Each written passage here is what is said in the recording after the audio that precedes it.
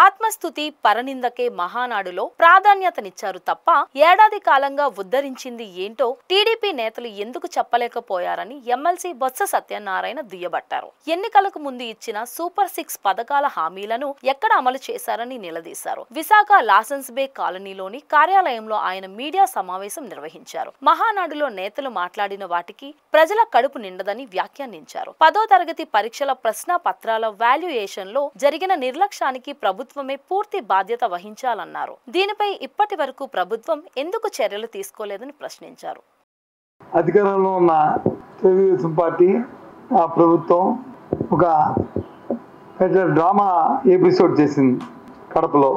ప్రతి సంవత్సరం ఏదో విధంగా జరుగుతుంది, కానీ ఈ రకమైన కొత్త టెక్నిక్లతో ఉన్నవి లేనివి ఉన్నట్లు ప్రభుత్వం వచ్చి అధికారంలో ఉండే ప్రభుత్వం, సంవత్సర కాలం పాటు పరిపాలన చేసిన ప్రభుత్వం ఈ సంవత్సర కాలంలో ఏం చేశామో చెప్పుకోలేక ఏవేవో జిమ్కులు చేస్తూ ప్రజలు మభ్యపెట్టడానికి 3 రోజులు చాలా తాపత్రయపడింది.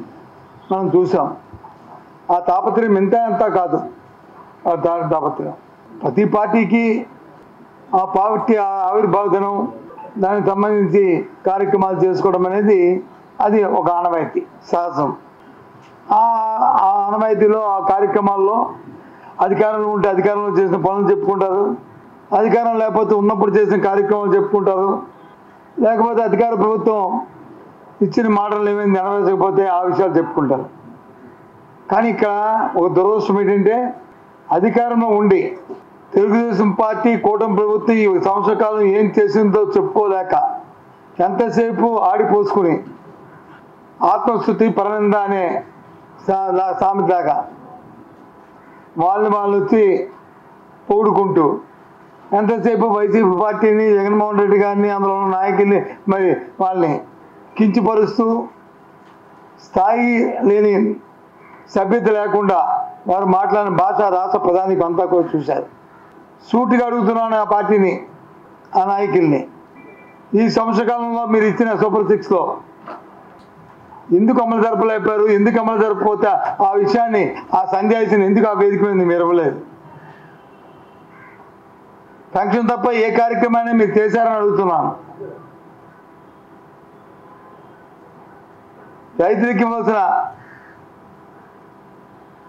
ఏదైతే రైతు భరోసా ఏదైతే ఇచ్చేవారమో కేంద్ర రాష్ట్ర ప్రభుత్వాల తాలూకా సమన్వయంతో ఒక సంవత్సరం, మొదటి సంవత్సరం గాలికి ఎగ్గొట్టారు, 2వ సంవత్సరం ఇప్పుడు లేదు. అంటే అది 20,000, 20,000, 40,000 రూపాయలు ఎప్పుడు ఇస్తారు చెప్పండి? అయిపోయాయి సంవత్సర కాలం.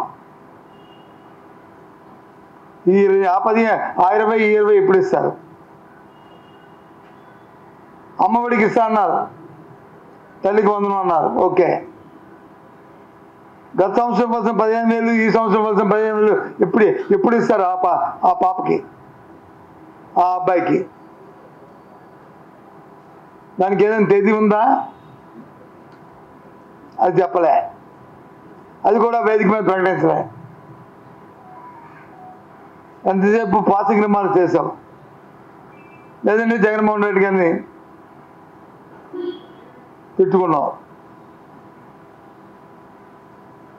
ఏంటి ఈ రాష్ట్రంలో ఈ సంవత్సర కాలంలో మీరు చేసిన అభివృద్ధి? ఏ కార్యక్రమాల్లో మీరు ఈ సంవత్సర కాలంలో మీరు చేశారు?